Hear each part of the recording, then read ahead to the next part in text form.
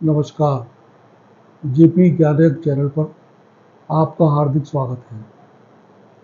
मैं एक सूरदास का पद प्रस्तुत कर रहा हूँ।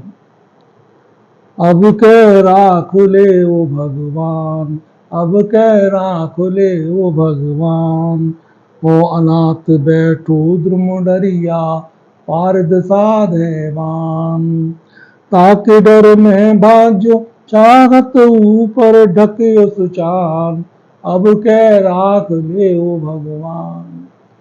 इसमें कवि ने एक कबूतर, बहेलिया और बाज पक्षी के माध्यम से एक जीवात्मा की मनोदशा का वर्णन किया है। इस प्रकार कबूतर बहेलिया और बाज के बीच में फंस गया है, उसी प्रकार से हमारा जीवात्मा, हमारी आत्मा वो मोह और माया के बीच में फंस गई है। तो कबूतर भगवान से प्रार्थना करता है कि हे प्रभु, अब की बार मुझे रक्षा कर लूँ, मुझे बचा लूँ। हो अनाथ बैठो द्रुम डरिया, मैं अनाथ हूँ और डर करके पेड़ की डाल पर बैठ गया हूँ। और पारद साधे बाण, पारद माने बहेलिया, मुझे बाण से मारना चाहता है। ताके डर में भाज्यो चाहत, उसके डर से मैं भागना चाहता हूँ। ऊपर ढके सुचान, ऊपर जो है सचान कहते हैं बाज के लिए, बाज जो है ऊपर मंडरा रहा है, वो मेरी जान ले लेगा। दो भात दुख भयो आन, ये कौनो वार है प्राण, दोनों भांति मेरा दुख आकर मुझ पर पड़ा है, अब मेरे प्राणों की रक्षा कौन करेगा।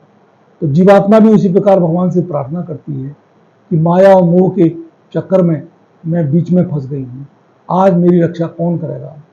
तब कहते हैं कि सुमरत ही अये डस्यो पारिद, कर छूटो संधान।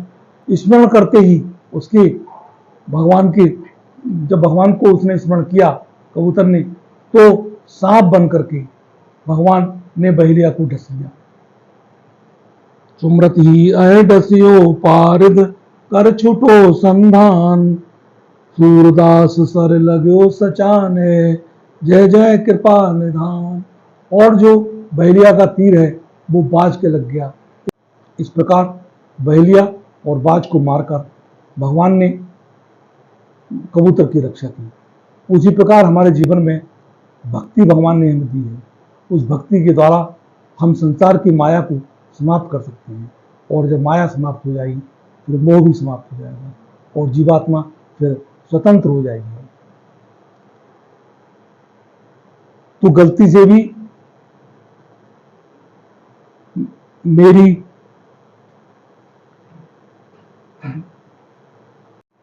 तू गलती से भी कंधा ना देना मेरे जनाजे को, कहीं फिर से जिंदा ना हो जाऊं तेरा सहारा पाकर। जो मौका दे उसे धोखा नहीं देना चाहिए, और जो धोखा दे उसे मौका नहीं देना चाहिए। एक बार मेरी कक्षा में एक लड़के की पेंसिल किसी बच्चे ने चुरा ली। लड़के ने मुझसे शिकायत की। मैंने सारे बच्चों की तलाश ली, लेकिन उस बच्चे की पेंसिल नहीं मिली। मुझे सबसे ज़्यादा अफसोस इस बात का था कि मेरे होते हुए क्लास में किसी बच्चे ने पेंसिल कैसे चुरा ली। उसके बाद मैंने सब बच्चों को खड़ा किया, तब एक लड़के ने कहा कि आप टप्पर उठाकर देखें। फिर मैंने टप्पर उठाकर देखा तो जहाँ वो बच्चा बैठा था उस बच्चे के सामने वाली टप्पर के नीचे वो पेंसिल रखी मिल गई। मेरा मतलब ये है कि चोर कितना भी शातिर हो, आखिर पकड़ लिया जाएगा अगर हम उसको पकड़ने की ईमानदारी से कोशिश करें। इस प्रकार से उस बच्चे